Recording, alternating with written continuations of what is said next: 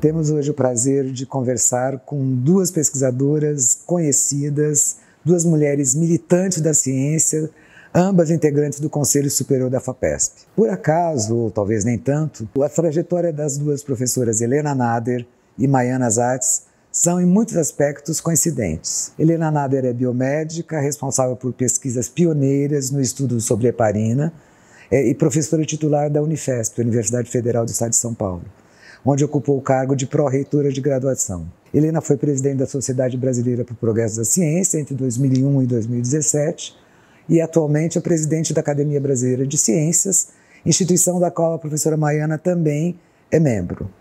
Maiana Zatz é bióloga molecular, especialista em genética humana e genética médica. É professora titular de genética do Instituto de Biociências da USP, onde foi pró-reitora de pesquisa. Coordena o Centro de Pesquisa sobre o Genoma Humano e Células-Troncos, que, além de aconselhamento genético, desenvolve pesquisas sobre doenças genéticas e envelhecimento. Coincidentemente, ambas fizeram pós-doutorado na Califórnia no mesmo período, e pelo que eu já soube, não se encontraram, tá certo? Em meados da década de 70. Maiana na Universidade da Califórnia, em Los Angeles, e a professora Helena na Universidade do Sul da Califórnia. Elas têm a mesma idade e, ao longo da carreira de pesquisa, dividiram o tempo com uma militância apaixonada na política para a ciência. Então, eu vou começar a conversar com as duas, perguntando quando é que vocês começaram a se interessar pela ciência, ou mais precisamente pela biologia ou biologia molecular?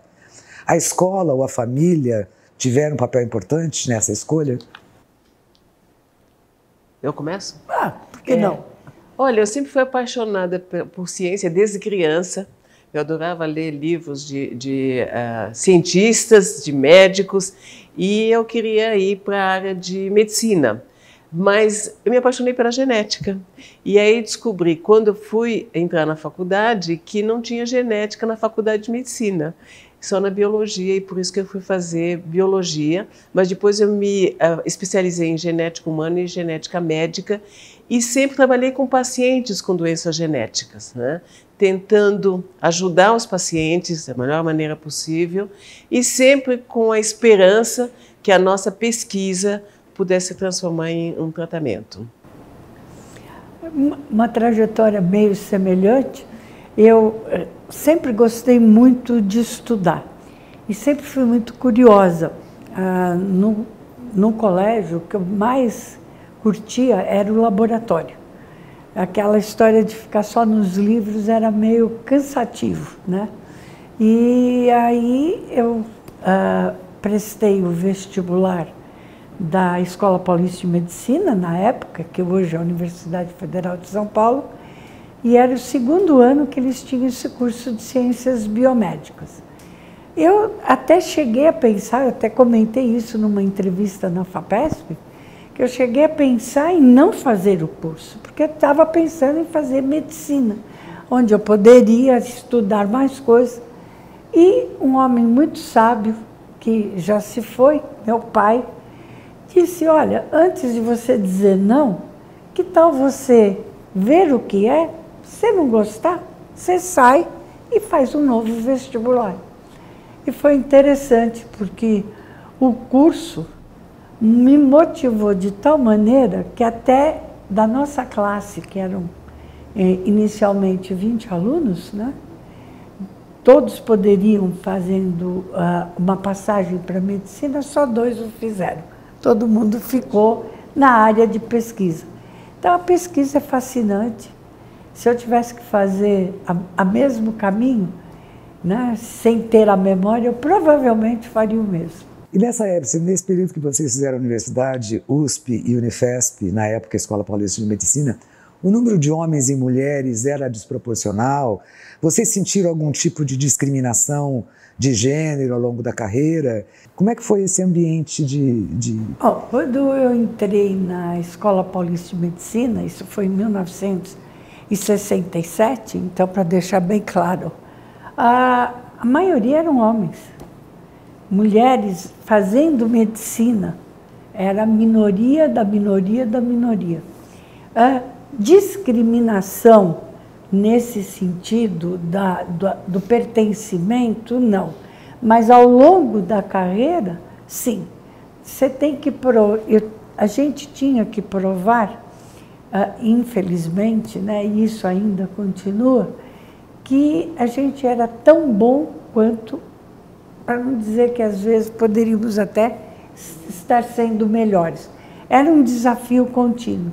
E eu vejo, Cláudia, que ainda isso continua em algumas áreas, para não ser discriminatória, tá certo? Eu diria que ainda é um desafio para a mulher fazer ciência, na verdade, ter uma profissão. Não só da ciência, mas ter uma profissão. Você sentiu isso também? Eu penso diferente. A biologia sempre teve um número parecido de homens e mulheres. A medicina, não, né? A medicina, hoje a gente tem até mais mulheres do que homens. Mas eu nunca me senti discriminada por ser mulher. Eu acho que muito é, talvez, o nosso complexo de vira-lata, porque eu me lembro que eu fui a primeira mulher a fazer livre docência. E por quê? Porque ninguém tinha coragem de fazer. E quando eu decidi fazer, um monte de fizeram também, né? Então, pelo menos no nosso departamento, nós temos mais mulheres titulares do que homens. Agora, eu me senti muito discriminada quando eu fui para os Estados Unidos, porque lá sim tem diferença entre homem e mulher, tem diferença no salário, porque o salário é combinado, né? Não tem um salário fixo como a gente, não tem licença maternidade. Então, eu acho que nós fizemos, pelo menos na academia, nós conseguimos vários avanços e que não tem, às vezes, países do primeiro mundo. Alguns anos atrás, eu ganhei o prêmio L'Oréal para Mulheres na Ciência. E me perguntaram a primeira coisa, como é que é ser mulher cientista no Brasil? E quando eu falei, eu nunca me senti discriminada, eles ficaram surpresos, né? Porque no primeiro mundo, nos Estados Unidos, até hoje, existe discriminação e as mulheres não... Como a Helena falou, a gente tem que mostrar que é melhor para poder subir na carreira, né? Interessante. A senhora sentiu a mesma coisa, galera, no período que teve nos Estados Unidos? Sim, mas isso é até hoje nos Estados Unidos, quer dizer, Europa também.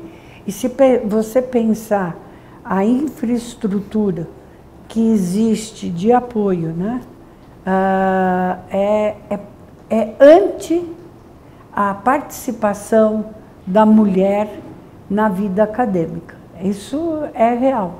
Mas eu insisto, eu não vejo só como na ciência, viu?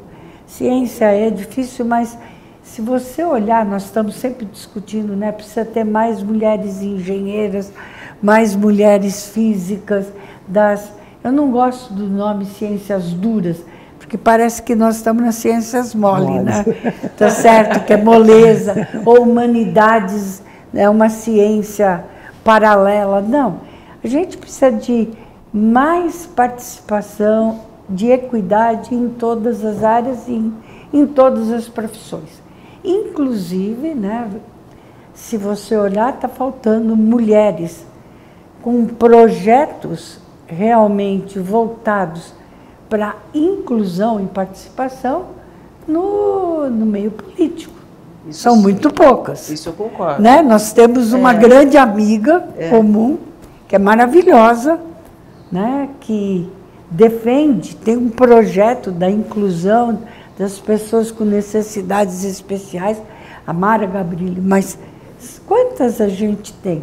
Tem uma jovem agora, a Tabata, olhando assim por São Paulo, para não... Então, mas são raros, são muito poucas. Quer dizer, fazer ciência e ser mãe, fazer ciência e criar filho é um desafio. Fazer ciência ou fazer qualquer outra coisa, como você está falando. Exatamente. E criar os filhos sem ter uma perspectiva de um projeto de inclusão, ou um debate sobre isso, é complicado. E se você olhar para o jovem e o conceito, quando nós fomos estudantes, a gente tinha bolsa de estudos para fazer o doutorado, que as duas fomos para o doutorado direto. Mas hoje, quando você fala que o indivíduo tem uma bolsa, as pessoas não têm a percepção que essa bolsa, na verdade, é quase um emprego. Não é que você está fazendo uma caridade. Você está doando. Essa pessoa está trabalhando Vai te entregar alguma... tempo integral e ela está recebendo como bolsa o seu, aspas, salário. Então, para a sociedade, esse programa a gente pretende esclarecer coisas para a sociedade, é importante deixar claro isso, que quando você fala bolsa de iniciação científica, de mestrado, doutorado, de pós-doutorado, você está falando de um salário, só que não é computado como um salário. Não é uma beneficência. E, além de tudo, o poder aquisitivo nosso diminuiu muito, né, ao longo dos anos. Eu me lembro, a minha primeira bolsa, eu fazia muita coisa com uma bolsa. Hoje, pensa, um jovem doutor, casado, tem que pagar escola, tem que pagar aluguel, tem que pagar plano de saúde, né? Então, por melhor que seja a bolsa, ele não se sustenta. E por isso que nós estamos tendo tanta fuga de cérebros, né? Porque os bons, eles são muito valorizados lá fora, né? E aqui eles não conseguem sustentar, eles não conseguem ter um nível de vida mínimo, né, para poder pagar as despesas. Nós, nesse aspecto, nós fomos privilegiados. Sim. Nós pegamos um período em que o poder aquisitivo permitia a gente realizar várias coisas, inclusive dentro da universidade. Se você olhar, hoje a competição, dependendo das áreas, muita gente não quer mais ser professor universitário, porque o que se pede, o que se exige e o que se paga não são compatíveis. É verdade. Quer dizer, essa questão que está sendo muito discutida e muito apontada, da redução do número de alunos inscritos na graduação, no pós-graduação, etc. Esse desinteresse, entre aspas, que aparentemente está acontecendo pela ciência, pela pesquisa, que tem preocupado muita gente, a questão da remuneração, entre aspas, sim, né, como a senhora falou, sim, pode ser um fator? A exigência é enorme, como a Helena acabou de falar para você. Se conseguir ser um professor na universidade, você precisa ter um pós-doc, né? E não é fácil. E o salário não é compatível, certamente. E a aposentadoria hoje não existe mais. A maioria das pessoas da sociedade brasileira não tem noção que não tem mais aposentadoria integral para o funcionário público da universidade pública, seja federal ou estadual. Sim, exatamente. Então, deixou de ser competitivo. Você exige que ele não tenha outra fonte de renda. Você exige, mas o que você dá? E ele tem que dar aula, ele tem que fazer pesquisa, ele tem que responder 300.000 relatórios, fazer parte de não sei quantas comissões. Tem que fazer extensão também agora. Então, a exigência é gigantesca. Por exemplo, a gente vê colegas que trabalham nos Estados Unidos, que são cientistas, eles não dão 1 ou 2 aulas por ano. A gente é obrigada a ter cursos e responder pelos alunos. A exigência é realmente muito grande. Bom, acho que esse tema nos coloca no próximo bloco da nossa conversa. Em que momento que a militância política, digamos assim, né, entrou na vida de vocês e começou a disputar a agenda com a pesquisa? Porque ambas têm um trabalho importante do que eu estou chamando aqui de militância política, da política para a ciência, né? Posso começar.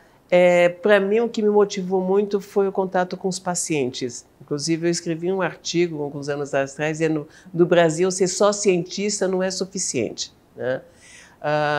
E tentando lutar para melhorar a condição dos pacientes. Então, uma das nossas lutas foi aprovar as pesquisas com células-tronco embrionárias, né? E, na época, a gente teve um apoio enorme do Supremo Tribunal Federal, que fez debates muito interessantes. Nós tivemos o apoio da mídia, né? E por que isso? porque eu queria que os pacientes soubessem que qualquer pesquisa que é feita lá fora, a gente pudesse fazer aqui também, né? Não é que a gente estivesse prometendo um tratamento, mas pelo menos porque os que têm posse diziam, eu vou ver se eu me trato lá fora. Mas os que não tinham posse diziam, bom, imaginando que lá fora teria um tratamento que não teria acessível aqui. Então eu falei, não, a gente vai poder fazer pesquisa em igualdade de condições. E assim que começou, né? E toda vez que tem um outro problema, a gente está aí lutando. Uma das nossas grandes lutas, e que continua, é facilitar a importação de reagentes para pesquisa. Tá? Enquanto nos Estados Unidos ou na Europa, quando você bola uma pesquisa, no dia seguinte você tem todos os reagentes para fazer, aqui leva semanas e às vezes meses para você conseguir. Né? E são entraves burocráticos? Os entraves burocráticos, e muitas vezes acontece um desperdício enorme, porque às vezes é que nem você dizer, vou fazer um bolo e está faltando o fermento. Né? Você tem todos os ingredientes, menos o fermento. Na hora que o fermento chega, os outros ingredientes já caducaram. Tá? E muitas vezes a coisa não está bem acondicionada na alfândega, e aí você faz a reação, faz o experimento e não funciona, e você não sabe por que não funcionou. Enfim, seria uma coisa que facilitaria muito a nossa vida se a gente pudesse ter uma agilidade na importação. O que eu digo é que a gente deveria poder importar reagentes como a gente importa livros, né? Você vai na Amazon e diz, eu preciso tal livro, eles te entregam em casa, sem intermediários, sem burocracia. Então, o governo dá um voto de confiança para os cientistas. Tá? Eu acho que isso é uma luta que eu venho empenhando há muito tempo e eu espero ainda conseguir. A senhora na SBPC também? O meu, na verdade, quando você lançou essa pergunta, eu acho que começou quando eu entrei na universidade, de forma muito clara, porque você não pode esquecer, foi no meio da ditadura. E a ditadura existiu, sorry, mas teve um grupo aí que durante alguns anos disse que não teve ditadura, mas teve.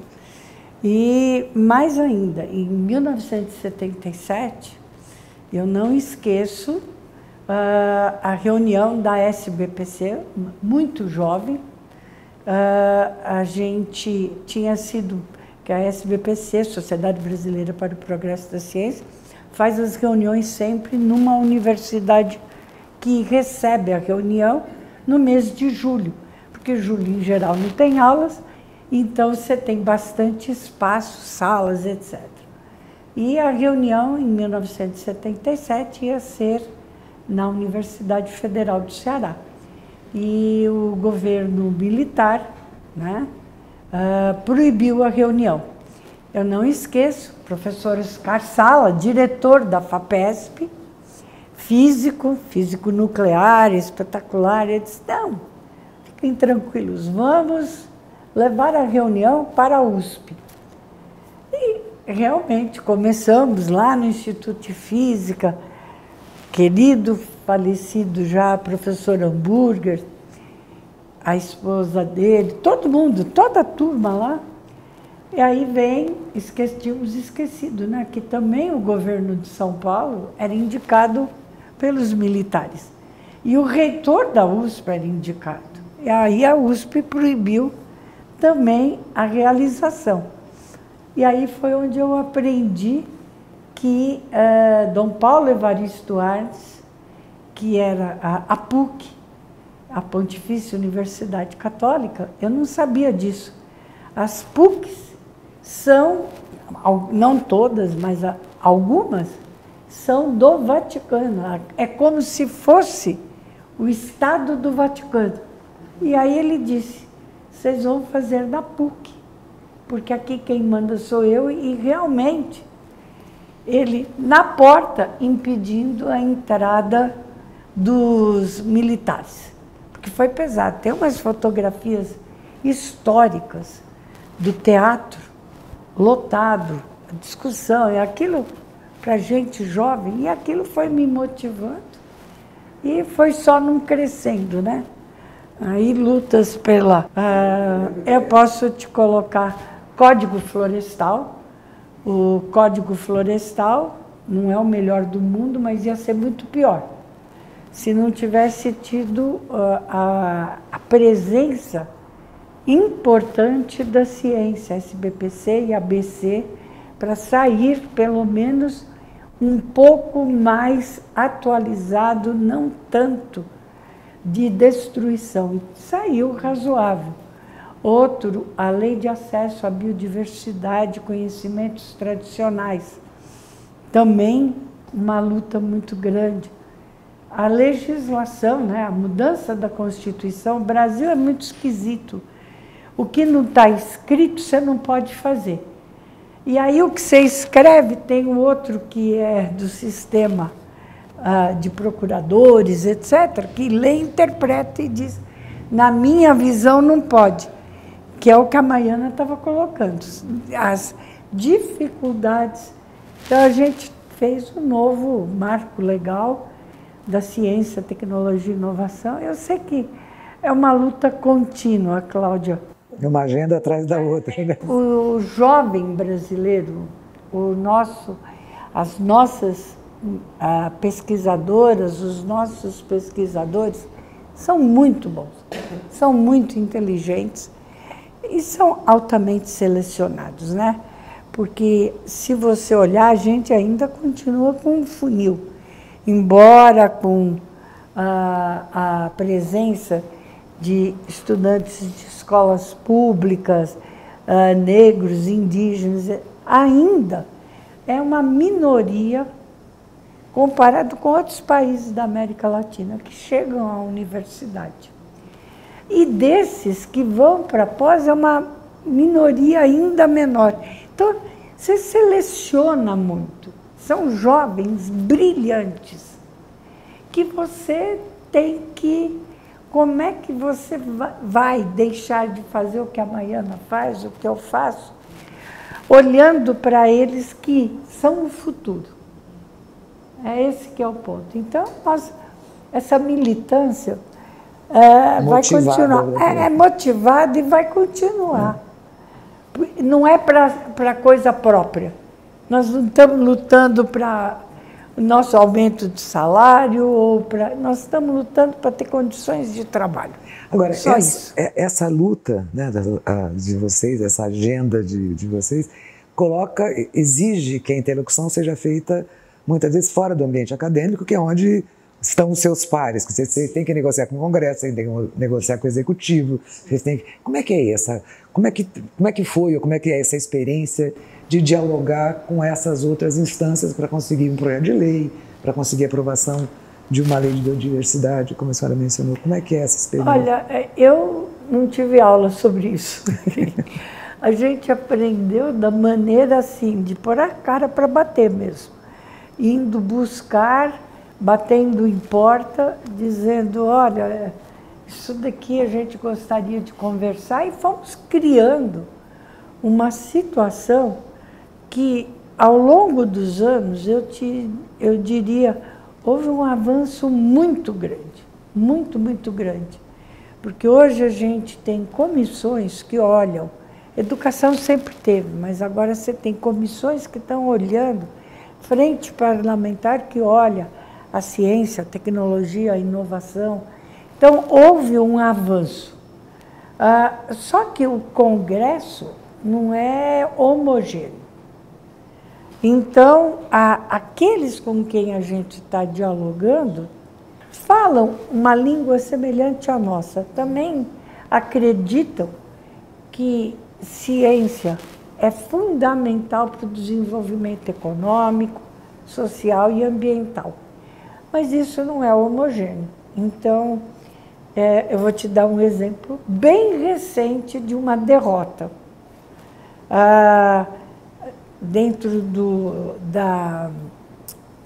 agora muda o nome, não é mais teto de gastos, aprovaram, bom, mas é gasto. Tinha ido para o Senado, no Senado se colocou que em todos os ministérios, todos os recursos que fossem destinados à ciência, em todos os ministérios, estariam fora do cálculo do teto. A Câmara votou contrário. Então, perdeu o Brasil. Não foi nem a Maiana, nem a Helena, perdeu o Brasil. Foi uma chance. Não vamos fazer feito avestruz cavar, não. Nós vamos continuar lutando. Porque pode ser que a gente consiga convencer, mostrando por dados, mais uma vez, aqueles que viraram as costas. O que eu acho que, pelo menos no caso das células troncoembrionárias, o apoio da mídia foi fundamental, tá? Então, quando eles viram que a mídia estava toda a favor, isso sensibiliza os deputados, os senadores a votar a favor. E eu acho que a mídia devia divulgar mais ciência.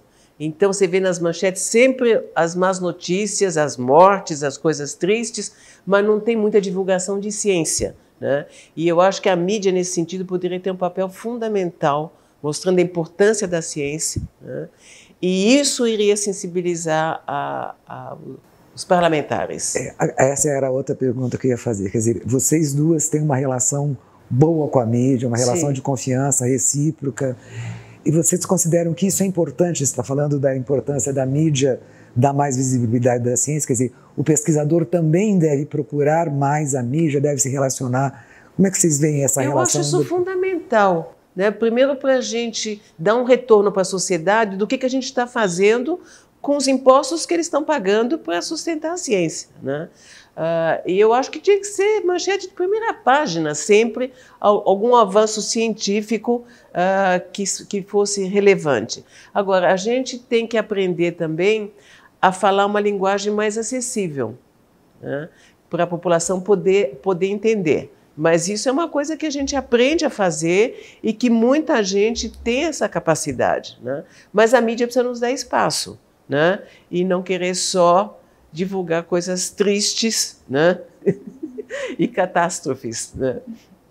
Eu concordo, né? Eu acho que houve uma melhora.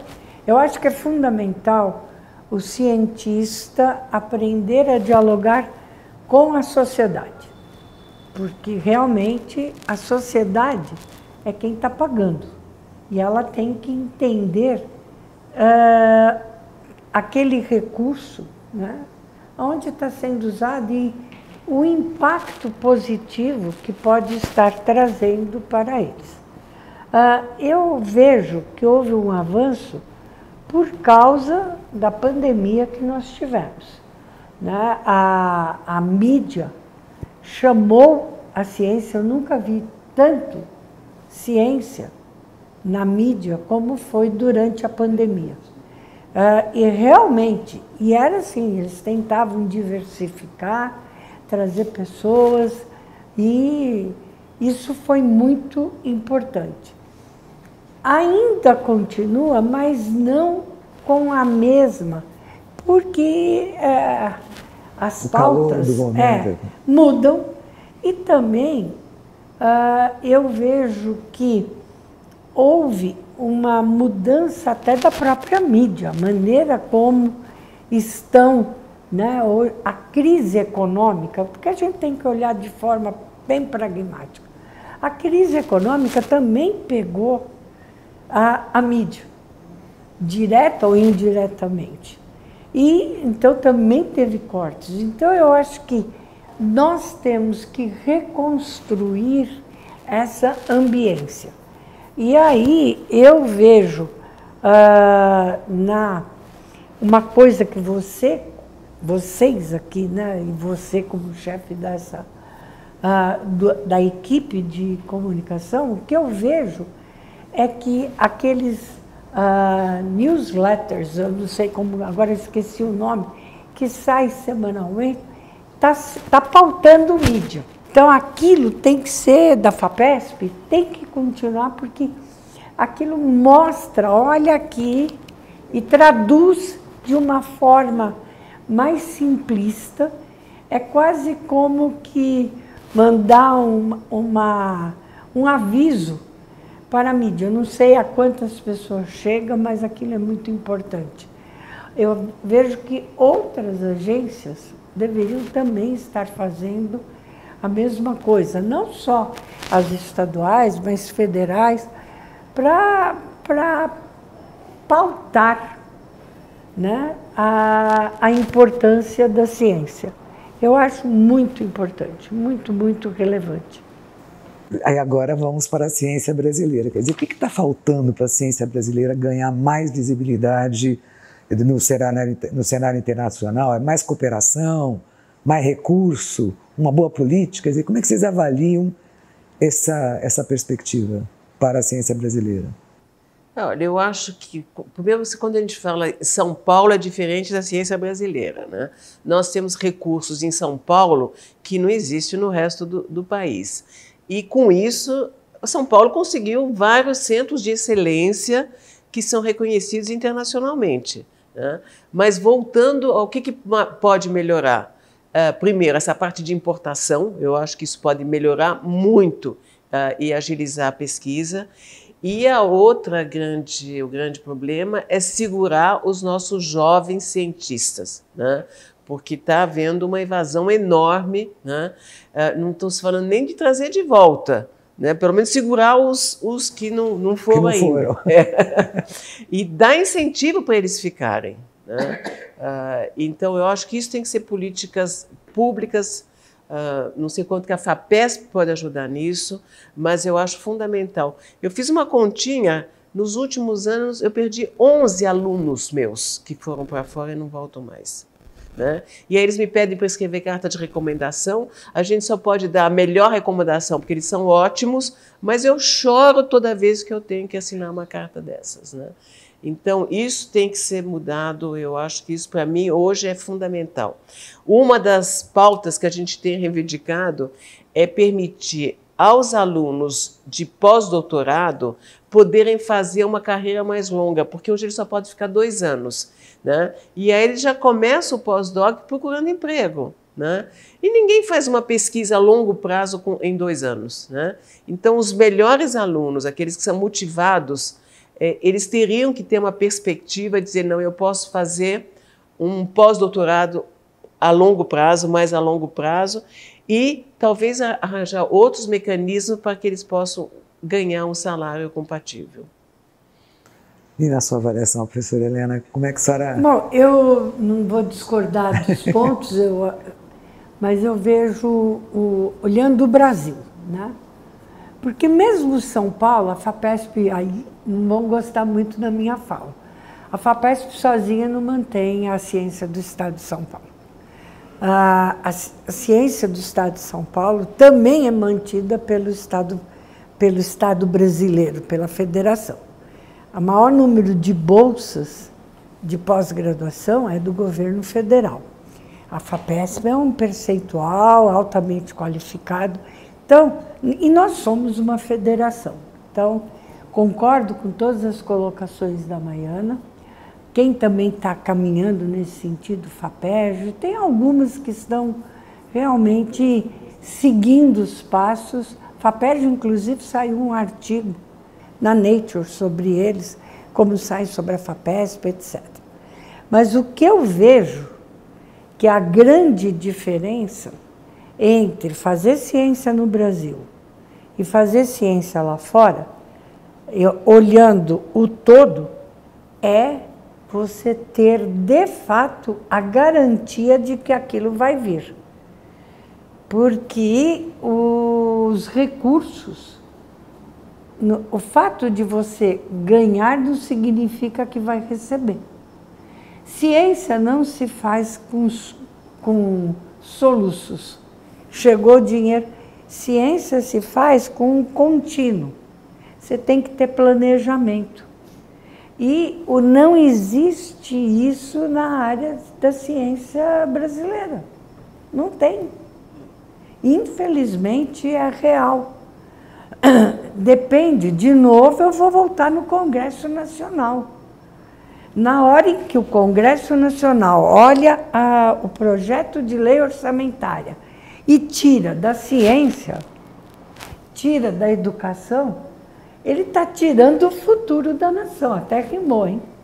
educação, nação, mas é a realidade. Então, nós temos que ter essa garantia.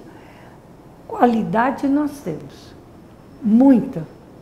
Agora, temos que ter um projeto de longo prazo, que seja respeitado por aquele que vem seguinte. Nós não temos isso. Um projeto de Estado, né? Aqui no Brasil, cada um quer ter o seu projeto. E aí não vai dar certo. E nesse desafio, nesse cenário que vocês estão descrevendo, qual é o principal desafio das agências de fomento, e em particular da FAPESP, já que nós estamos falando aqui de São Paulo? Então, eu acho que os CEPIDs, né, que são esses centros que tiveram um financiamento a longo prazo, foram um sucesso, né? E eu acho que isso tem que ser repetido. Os CEPIDs são centros de pesquisa, difusão e inovação, né? Sim. Financiamento de longo prazo, pesquisa de ponta. Exatamente, e que tinham uma possibilidade de durar 11 anos. E eu acho que isso foi uma iniciativa da FAPESP fantástica, muito bem sucedida, e eu acho que teria que expandir. Eu sei que tem novos CEPIDs que estão sendo submetidos, mas eu acho que isso teria que ser expandido para mais CEPIDs. O governo federal tinha os projetos que eles chamaram de INCT, Institutos Nacionais de Ciência e Tecnologia, que foram aprovados, mas no meio do caminho acabou a verba, e como a Helena falou muito bem, você não pode fazer com soluços, né? Aí voltaram a dar dinheiro, não o mesmo que tinha sido planejado no começo, né? E agora a gente não sabe se esse programa vai ser continuado ou não, né? Mas era um programa que eu acho que se baseava um pouco no CEPID, não era tanto a longo prazo, era 5 anos, mas também se mostraram extremamente importantes. E agora a gente está brigando para que haja, de novo, uma nova chamada às INCTs e que possam durar também alguns anos. Olha, eu vejo que a FAPESP, olhando a FAPESP tem sido pioneira. Pioneira na maneira de financiar a ciência. A FAPESP começa pequenininha. Eu não esqueço, minha primeira bolsa de iniciação científica, eu fui assinar lá na Avenida Paulista. Eu lembro da secretária da diretoria, Gilda. Você vê como faz tempo.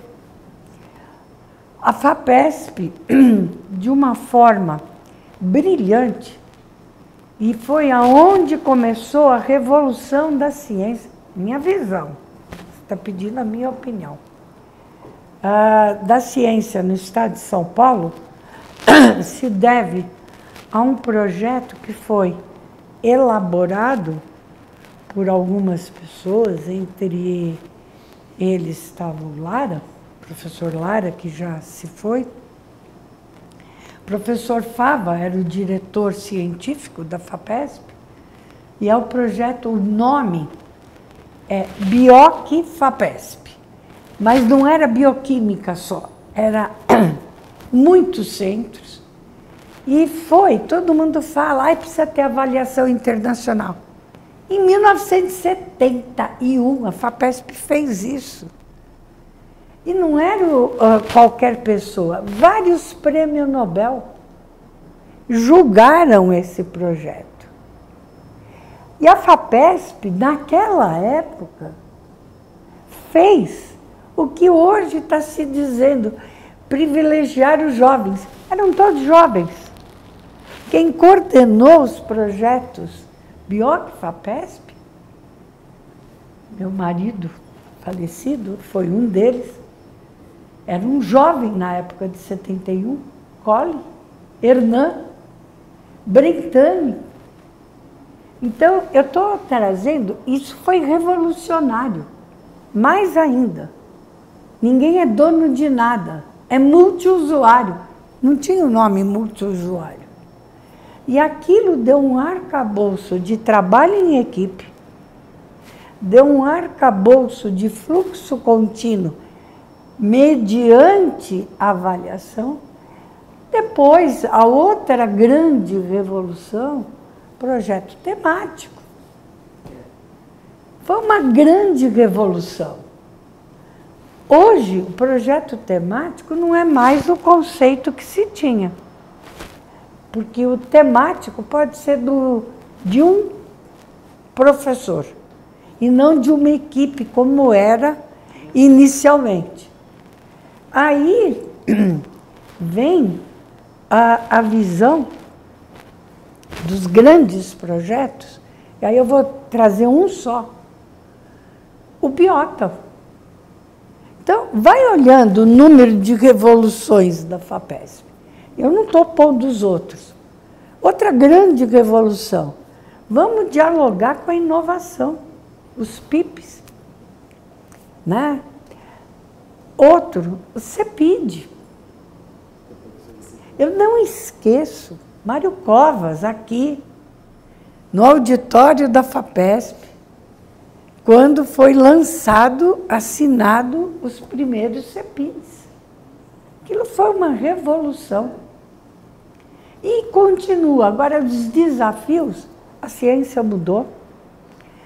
Não que a ciência mudou, mas o modo de fazer a ciência está mudando. Cada vez mais, aquilo que já em 70 era preconizado, é necessário. Redes.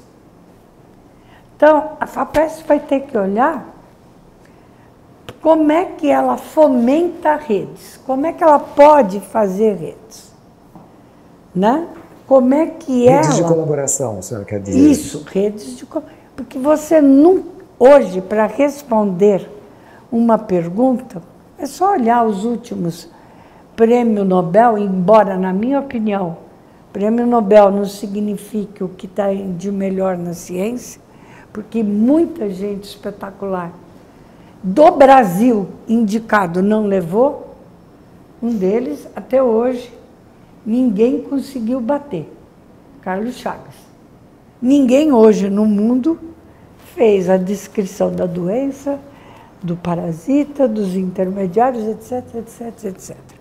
Então, mas se você olhar esses últimos, mostram como que o dado respinga em outras áreas e como que essas outras áreas juntas fazem o avanço. Então, eu vejo que as redes vão ser... Como é que a FAPESP pode fazer isso? Ela tem os CEPIDs, tem os centros de engenharia.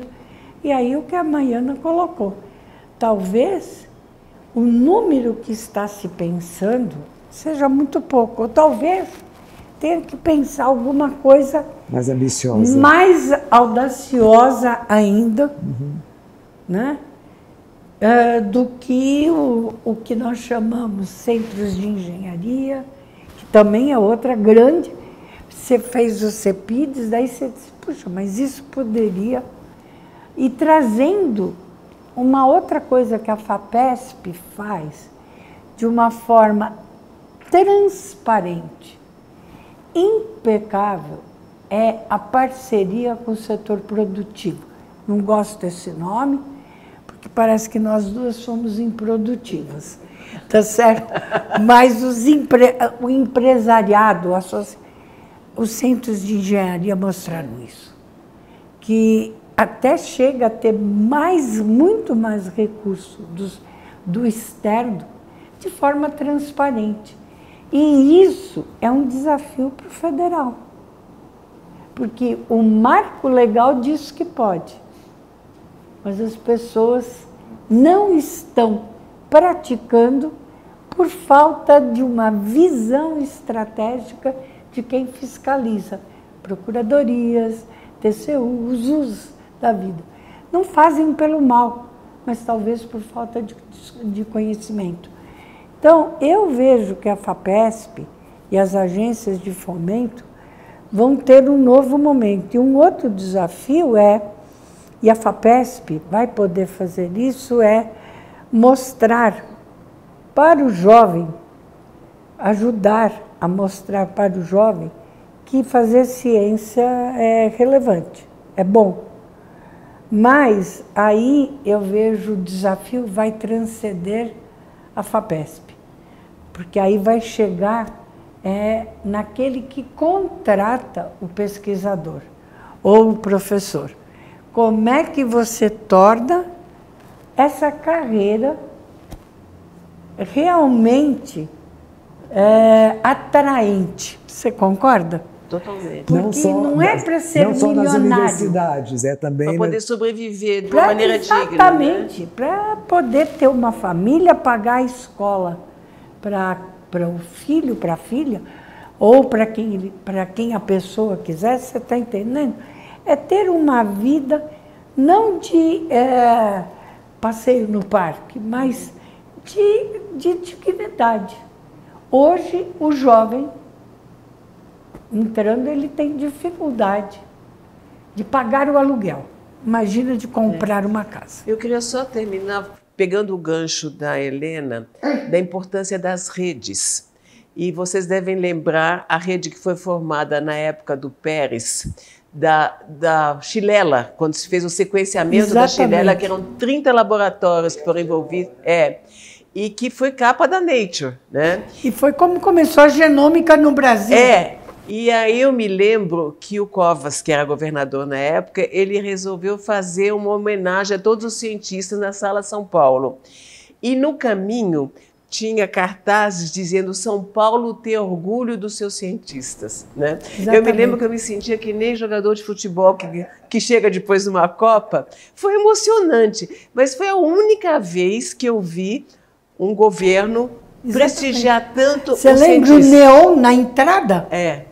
Foi emocionante. Neon na entrada, passava. Quer dizer... Então, os jovens que passaram por isso, eles ficam marcados pro resto da vida, positivamente, né? Com certeza. Bom, grandes desafios pela frente. Foi um prazer conversar com vocês. Muito bom recebê-las. Muito obrigada. Continuem nessa luta que a gente continua acompanhando do lado de cá.